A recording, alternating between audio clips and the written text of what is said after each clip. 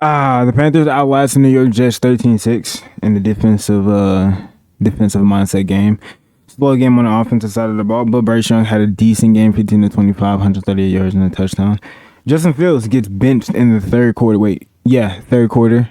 Starting the half, he only has 46 yards, I believe, passing. He was 6 for 12, no touchdowns, no interceptions. He tends to throw no interceptions, but he's a very confusing player. But Bryce Young goes down with injury early or late in the third quarter. He didn't finish the game, didn't come back to the game because he was diagnosed with a high ankle sprain. A lot of takeaways that you can talk about for the Carolina Panthers on Sunday. But the number one thing is obviously Bryce Young's injury. And what does this mean? Going up against probably their toughest matchup of the season in the Buffalo Bills, who is arguably a top 3 team when they're playing at their best. And you lose your QB1, who gives them the best chance to win, in my opinion. Couple things that I want to talk about. What happened, what transpired in the game. Now, the defense played outstanding.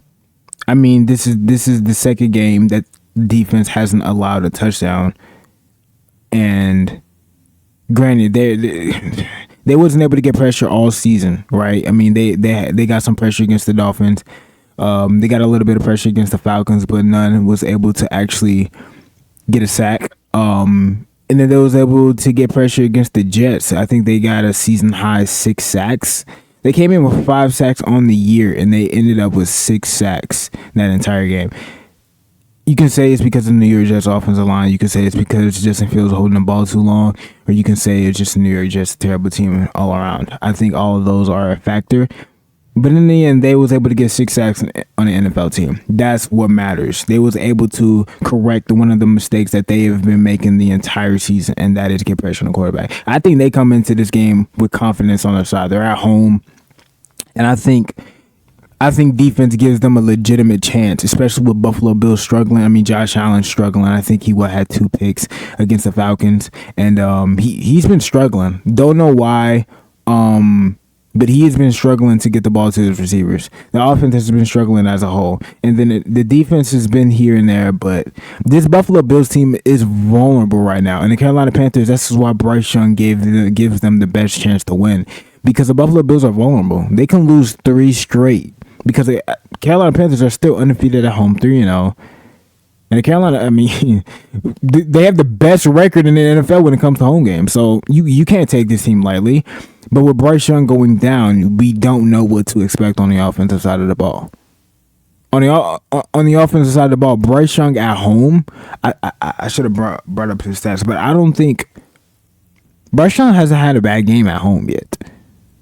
I mean, he didn't really throw for that many yards against the Falcons, and granted, he had 2 turnovers against the Dolphins, but he bounced back in the second half against the Dolphins, and he led them in a comeback win.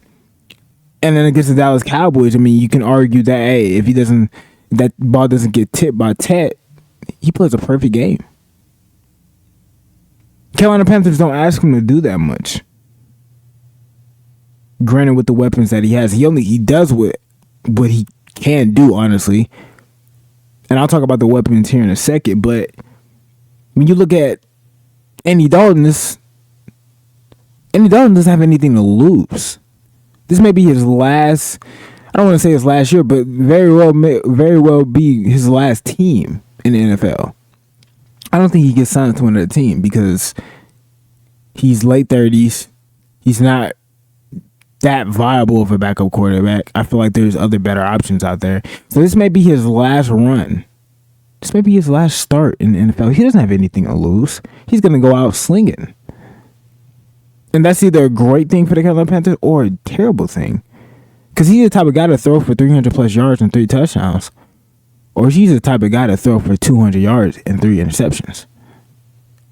And that is a recipe for disaster if the Carolina Panthers turn the ball over. They cannot put their defense in a bad spot. They just can't. They can't get this Buffalo Bills team just great field position. That's what they can't do, because once this Buffalo Bills team gets confidence, once they find their rhythm back, and this is the game that the Buffalo Bills need because it's a game that can get them back on track. It's a game that the offense can get back on track. It's a game that Josh Allen can get back on track. And if Josh Allen finds his confidence back against his pass defense, which can very well happen because, again, they had 6 sacks, but they still lack pressure consistently. He could be back in the MVP race if he was ever out of it. So what's the mindset? What's the goal coming into this game? Do we really expect a win from the Carolina Panthers? I mean, we want it to be close, right? But realistically, do we expect a win? And all my Bryce Young haters, you're getting what you want. You're getting to see the offense without Bryce Young at the helm. We're about to see exactly what this offense can be without Bryce Young this year. We saw what it was last year. And we saw that Bryce Young wasn't the problem. What's it going to be this year? Oh, Bryce Young isn't playing very well. Bryce Young's turnover prone. Bryce Young can't throw for over 200 yards. Bryce Young isn't this franchise's quarterback. I have a question about the weapons. And I want to say Dave Canales, everyone was talking about the play calling that Dave Canales had or was calling against the Jets. I don't think it was terrible play calling. But I mean, damn, Dave, there's too many play actions. And if I'm being totally honest, I don't think Bryce Young is a play action quarterback. I just don't think he loves the play action. It was working against the Dallas Cowboys. Great, it was. He was able to get a couple touchdowns off of it. One of the touchdowns was when he was in empty, and then the other 2 touchdowns was in play action, one to Rico Dowdle and then another one to Ted. But it's too many play action calls. It's getting a little bit too predictable to the point where you're not putting Bryce in the best situation to make a good play. You're not putting your offense in the best situation to make a good play. And I watched the game back. I watched every offensive snap to see what exactly is going on at the top of the routes. What exactly is going on with the receivers? Because Bryce had to scramble a lot that game, and he had to throw it into the dirt a lot. And if I'm not mistaken, there was one drive where Bryce was just out of sorts, and he missed back-to-back throws. I believe it was one to Coker, which could have been intercepted. The DB made a great play on the ball, and it was in a hole. I think it was a cover 2 shell, and it was to Coker, and Coker was running the 7 route. And then there was another throw that I think it may have been to Jimmy Horn. Jimmy Horn could have very well caught it, touched both of his hands. It wasn't a bad throw, but Bryce Young can obviously make a better throw. But other than that, I didn't really see many throws that Bryce Young missed that was sailed over the head where the receiver just couldn't catch it unless they were just completely at the dirt. And I think he was doing that on purpose because of the pressure or because the receiver just wasn't open. But he did have to scramble a lot. And he did have to try to do things with his legs to try to extend the play. And this is my question about the production. This is my question about his weapons. His best weapon is Rico Dowdle. I love Ted. And I still think XL has a long way to go. Coker just came back. Jimmy Horn is a 6th-round pick, 7th-round pick, I believe. And that's it. You got 2 rookies in there, and then you got a 2nd-year guy, and you got another 2nd-year guy coming off of injury. Hunter Renfrow didn't play. He was inactive last game. I don't read the injury report, so I don't know if he was injured or I don't know if they just... I have no idea. But he was inactive. He wasn't in the lineup. So you didn't have any veteran presence other than Rico Dowdle and Chuba Hubbard. To be completely honest with you, Bryce's best player, his best weapon is Rico Dowdle out of the backfield. That's his most explosive guy, where he can just dump it off to Rico, and Rico can go get you 5 to 7 yards after the catch. Who else is doing that?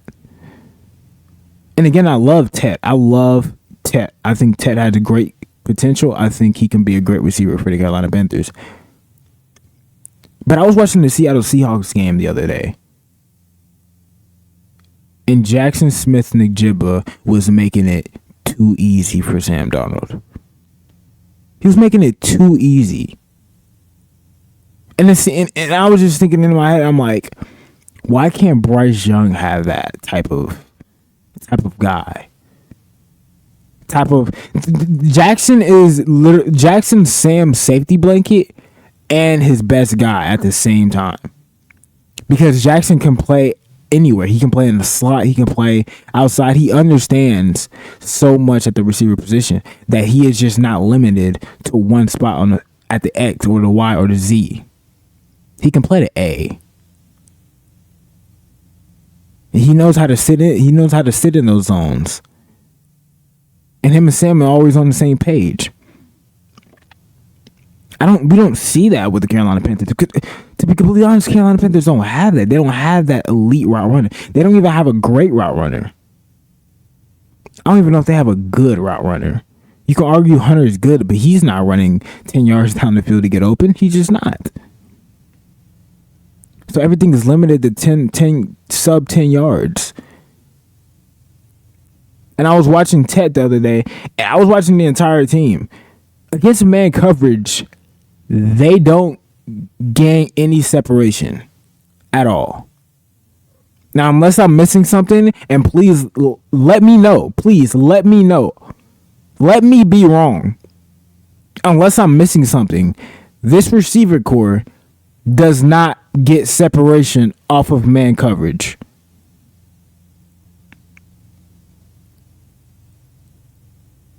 So it's like, what's going to happen with Andy Dalton on Sunday? Because the Bills are going to send heat. They're going to send pressure. They're going to say, hey, you're not beating us with Rico Dowdle. That's what the Jets did. The Jets said, you're not going to beat us with Rico. You ran for 200 plus yards back to back. You think we're going to allow that again? And the Jets have a good to decent defense. The Bills have a great defense when they want to be. They have a great defense when they want to be. So if you think the Bills are going to allow Rico to just run all over them,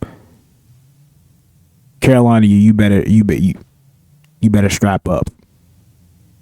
Like Rico said, you better buckle up because it's not going to be that easy. You're going to have to get the pass game going. You're going to have to get something going to put these receivers in a better position to make a play on the ball. And to be completely honest, I don't know what Leggett is the best at. I still don't even know what Tet is best at. Coker, he has to come back because we don't even know if he's the same player with that hamstring injury. Jimmy Horn, he has to play a lot more. We don't know what this receiver core is best at. We don't know what they strive in. Like, we just don't. There isn't that many reps. There isn't years on their belt to where it's like, this is what Leggett does. This is when he's at his best. He's better at those intermediate throws. He can catch a slant and go bang his head on the goalpost. No, he's a back shoulder type of guy. No, he can go up and get the 50-50. No, he's an actual just a slot guy. No, he's a burner. Just send him on a go route and he'll go get it. We don't know what these guys are great at because they haven't been on the Panthers that long. They haven't been with Bryce that long. They haven't been with Dave that long. They just haven't.